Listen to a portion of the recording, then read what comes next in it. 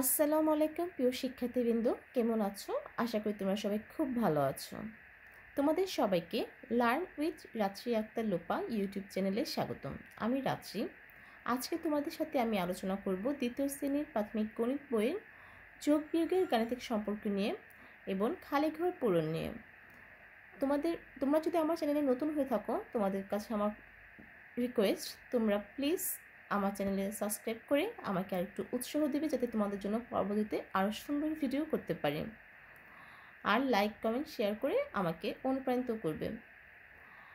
তাহলে আর কথা না বাড়িয়ে আমরা আজ শুরু করি আমাদের ক্লাসটি।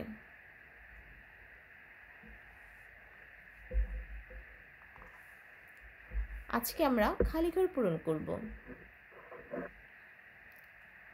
দেখো, গণিত বইয়ের 54 পৃষ্ঠায় খালি ঘর পূরণ আছে। খালি ঘর পূরণে কিছু নিয়ম আছে। আমরা আগে খালি ঘর পূরণের নিয়মগুলো দেখে নিই, তারপর খালি ঘর পূরণ করব। দেখো, খালি ঘর পূরণের নিয়ম। 1 নম্বর নিয়ম, খালি ঘরের আগে বা পরে যোগ চিহ্ন থাকলে বিয়োগ হবে। তাহলে কি জানলাম? খালি ঘরের আগে কিংবা পরে যেখানে যোগ চিহ্ন থাকুক না কেন, ওই দুটি সংখ্যার মধ্যে বিয়োগ হবে। 2 নম্বর, খালি ঘরের আগে বিয়োগ চিহ্ন থাকলে দুটি সংখ্যার মধ্যে বিয়োগ করতে হবে। তাহলে খালি ঘরের আগে যদি বিয়োগ থাকে, তাহলে বিয়োগ চিহ্ন থাকলে দুটি সংখ্যার মধ্যে বিয়োগ করতে হবে।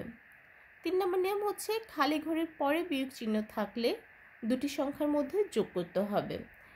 এই 3টি নিয়ম মানলে তোমরা খালি ঘর সুন্দরভাবে পূরণ করতে পারবে।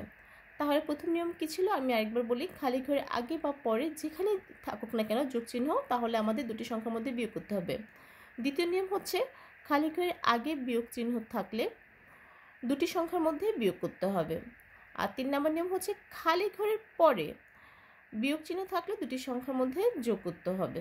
চলো আমরা খালি ঘর পূরণ করি।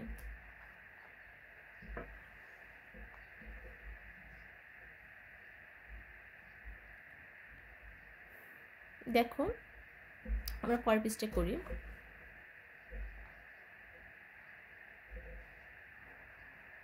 1 নম্বর অঙ্ক ছিল 9 যোগ এই যে খালি ঘর সমান সমান 16। দেখো, আমি তোমাদের বলেছিলাম খালি ঘরের আগে বা পরে যেখানে যোগ চিহ্ন থাকতে কেন, তাহলে দুটি সংখ্যার মধ্যে বিয়োগ হবে। দেখো, এখানে খালি ঘরের আগে যোগ চিহ্ন আছে, তাহলে এই যে দুটি সংখ্যা, এই দুটি সংখ্যার মধ্যে বিয়োগ হবে। তাহলে বিয়োগ করে যে উত্তরটা হবে সেটাই খালি ঘরে বসবে। 16 থেকে যদি আমরা 9 বিয়োগ করি তাহলে কত থাকে? 16 থেকে যদি 9 বিয়োগ করি তাহলে হবে হচ্ছে 7। এই 16 থেকে, এখানে 16 থেকে বিয়োগ করতে হয়েছে কত? 16 বিয়োগ 7 করে 16 বিয়োগ 9, 9 বিয়োগ করলে যা হয়েছে সেটা হচ্ছে 7। এই যে এই 7ই হচ্ছে উত্তর। 2 নম্বর ছিল 39 বিয়োগ খালি ঘর সমান 31। দেখো, এই নিয়ম ছিল যে খালি ঘরে, আমি দ্বিতীয় নম্বর নিয়ম ছিল খালি ঘরের আগে যদি বিয়োগ চিহ্ন থাকে তাহলে দুটি সংখ্যার মধ্যে বিয়োগের সম্পর্ক হবে। এই যে তাহলে এখন খালি ঘরের আগে বিয়োগ চিহ্ন আছে, এই দুটি সংখ্যার মধ্যে কি হবে? বিয়োগের সম্পর্ক হবে। বড় সংখ্যাটি আগে লিখব, 39 বিয়োগ 31। 39 থেকে 31 বিয়োগ করলে কত হয়? 39 থেকে যদি 31 বিয়োগ করি তাহলে আমাদের কত হয় বলো তো তোমরা? 39 থেকে 31 বিয়োগ করলে আমাদের 8 হয়। তাহলে খালি ঘরে বসবে 8। 3 নম্বর অঙ্ক, খালি ঘর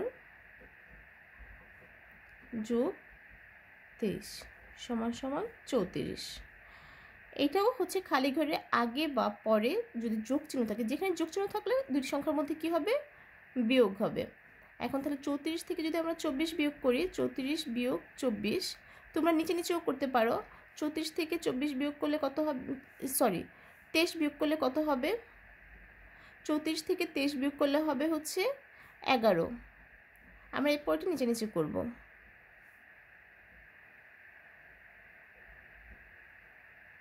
4 নম্বর হচ্ছে খালি ঘর যোগ 19 সমান সমান 45। এই যে এখানেও যোগ চিহ্ন আছে, তাহলে এটাও আমাদের বিয়োগ হবে। তাহলে আমরা এটা একটু নিচে নিচে করে দেখি। 19 কত হয়? 45 থেকে 19 বিয়োগ করলে 6। 15 থেকে এই 5কে পূর্ণ ধরতে হবে এই দশক নিয়ে। তাহলে 15 থেকে 9 গেলে থাকবে 6, হাতে থাকে 1, তাহলে 2, আর 4 থেকে 2 গেলে থাকে হচ্ছে 2, 26। 26 যোগ 19 সমান সমান 45, খালি ঘরে হবে 26। 5 নাম্বার 14 যোগ খালি ঘর সমান 35। এটাও বিয়োগ হবে। 35 থেকে 14 বিয়োগ করতে হবে।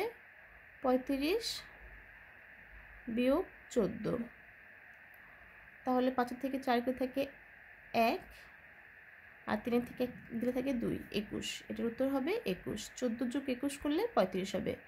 6 নাম্বার খালি ঘর করি আমরা। 6 নাম্বার হচ্ছে 29 বিয়োগ খালি ঘর সমান সমান 17। দেখো, খালি ঘরের আগে বিয়োগ চিহ্ন, খালি ঘরের আগে যদি বিয়োগ চিহ্ন থাকে তাহলে কি বলেছিলাম? খালি ঘরের আগে বিয়োগ চিহ্ন থাকলে তাহলে সেটিও হবে হচ্ছে, যে দেখো খালি ঘরের আগে বিয়োগ থাকলে দুটি সংখ্যার মধ্যে বিয়োগ করতে হবে। তাহলে খালি ঘর আগে বিয়োগ আছে, দুটি সংখ্যার মধ্যে আমাদের বিয়োগ করতে হবে। 29কে 17, 29 থেকে 17 বিয়োগ করতে হবে। 9 থেকে 7 থেকে 2, আর 2 থেকে 1 থাকলে 1, 12। এখানে হবে 12। 7 নাম্বার অঙ্ক আমরা করব। 7 নাম্বার আছে হচ্ছে খালি ঘর যোগ 27 সমান সমান 75। এখন 75 থেকে আমরা 27 বিয়োগ করব। এখান থেকে একটা দশক নিয়ে 5-এর সাথে করতে হবে, তাহলে 15। 15 থেকে 7 গেলে থাকে হচ্ছে 8, হাতে থাকে 1, এখানে 6 করতে হবে। 1 দশক নিয়েছিলাম, 6 থেকে 2 করে 4, 48।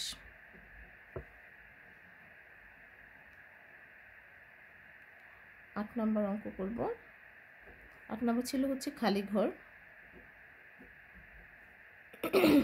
বিয়োগ 39 সমান সমান। দেখো, এটা হচ্ছে খালি ঘরের পরে বিয়োগ চিহ্ন। খালি ঘরের পরে বিয়োগ করলে হবে হচ্ছে আমাদের যোগ করতে হবে। তাহলে 45-এর সাথে আমাদের 39 যোগ করতে হবে। 45-এর সাথে যদি 39 যোগ করি, 5 আর 9 হচ্ছে 14, 4 হাতে থাকে 1, 3 আর 1 4, 4 4 হচ্ছে 8, তাহলে এখানে হবে 84।